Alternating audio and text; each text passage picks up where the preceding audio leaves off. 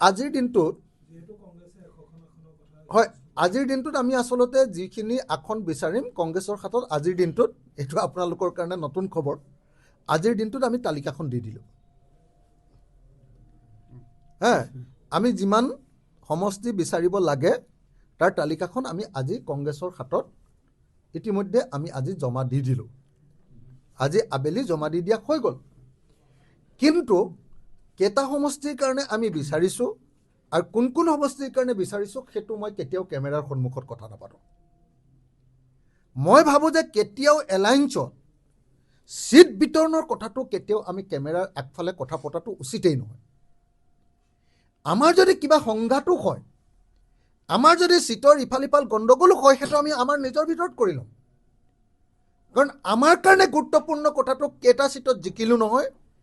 আমাৰ কাৰণে গুৰুত্বপূৰ্ণ কথাটো হ'ল এইবাৰ বিজেপি গণশত্ৰু বিজেপি গণশত্ৰু হিমন্ত বিশ্ব শৰ্মাক আমি উফৰাব পাৰিম নে নোৱাৰিম সেইটো আমাৰ কাৰণে আটাইতকৈ গুৰুত্বপূৰ্ণ কথা গতিকে মই আপোনালোকক কৈ দিলোঁ যে আজি কংগ্ৰেছৰ ওচৰত কংগ্ৰেছে আমাক তালিকা বিচাৰিছিলে আৰু তালিকা দি দিয়া হ'ল কিন্তু মই এইটোও আপোনালোকক স্পষ্টকৈ কৈ দিছোঁ যে কেইটা সিট আমি বিচাৰিছোঁ আৰু কোনকেইটা সিট বিচাৰিছোঁ আৰু কোনকেইটা সিট নহ'লেই আমি কেতিয়াও নেমানো সেই কথাও আপোনালোকক মই ক'ব নোৱাৰোঁ সেই কথাটো কোৱাটো কোনেও উচিত নহয় আপোনালোকে যিটো কথা কৈছে যে কংগ্ৰেছে 100টা সিট মই ভাবোঁ যে কংগ্ৰেছেও 100টা সিট বুলি মেডিয়াক কোৱাটো উচিত নহয় যদি কিবা আমি কথা পাতিব লাগে সেইটো আমি আমাৰ ভিতৰত কথা পাতিম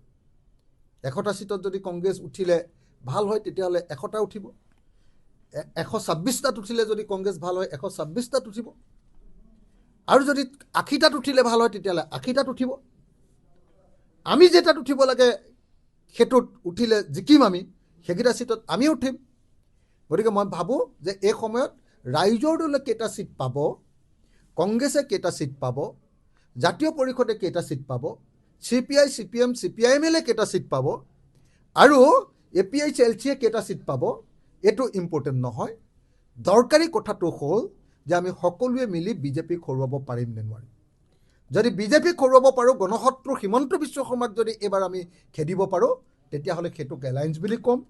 আৰু যদি নিজৰ ভিতৰত অকল আসনৰ কাজিয়া লাগিবৰ কাৰণে যদি কিবা কৰিছোঁ তেতিয়াহ'লে মই সেইটো এলায়েন্স বুলিয়ে নকওঁ ষ্টেণ্ডিং MLA জনক যদি টিকেট নিদিয়ে তেতিয়াহ'লেতো অসম গণ পৰিষদে কোনো পধ্যে আচলতে এলায়েন্সত যোৱাই উচিত নহয় আজি দেৰগাঁও সমষ্টিৰ কি আছিলে আমাৰ ভৰালী ভৱেন ভৰালী ডাঙৰীয়াক যদি সিট নিদিয়ে তেতিয়াহ'লে মই নাভাবোঁ যে অসম গণ পৰিষদে আচলতে বিজেপিৰ লগত এলায়েন্স কৰিব লাগে কিন্তু দুৰ্ভাগ্যৰ কথা যে অসম গণ পৰিষদে বিজেপিয়ে যি কয় আৰু যেনেকৈ ধমকি দিয়ে আৰু হিমন্ত বিশ্ব শৰ্মাই যেনেকৈ পোনাই লৈ যায় তেনেকেই কাম কৰে আৰু সেইকাৰণে মই বাৰম্বাৰ আপোনালোকক কৈ আছোঁ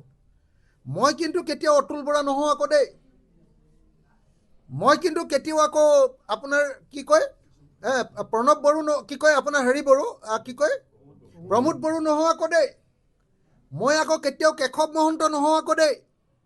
মই জাতীয় স্বাৰ্থ আঞ্চলিক স্বাৰ্থ ৰক্ষা কৰিবৰ কাৰণেহে কংগ্ৰেছৰ ওচৰত থাকিম বিজেপিক হৰুৱাবৰ কাৰণে আৰু অসমৰ আঞ্চলিক স্বাৰ্থত যাতে বিঘ্নিত কৰিব নোৱাৰে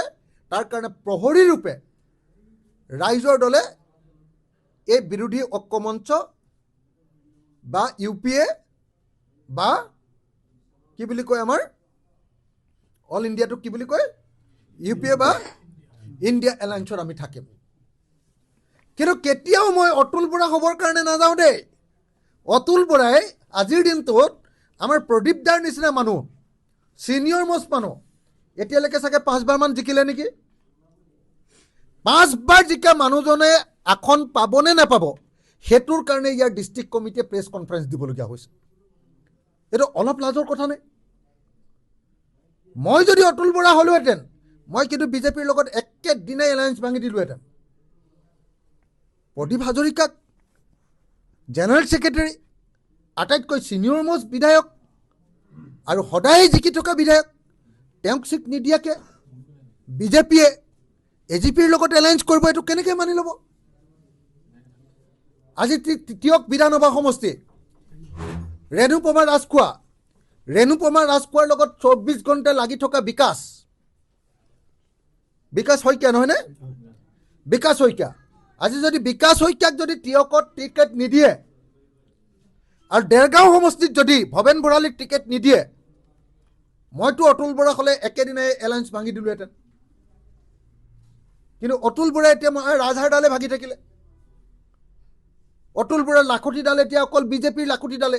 গেৰুৱা পতাকাখনে।